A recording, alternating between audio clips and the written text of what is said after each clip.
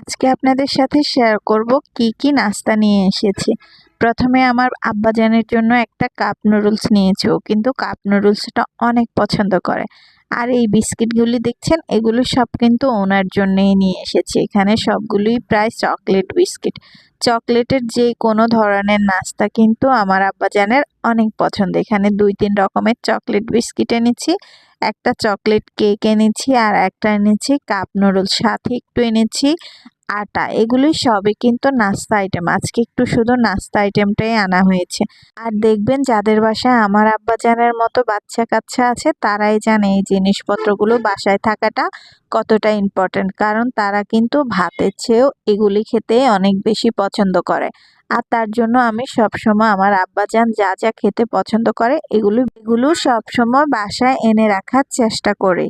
আজকের ভিডিও এই পর্যন্ত। আরেকটা নতুন ভিডিও নিয়ে আবার হাজির হয়ে যাব।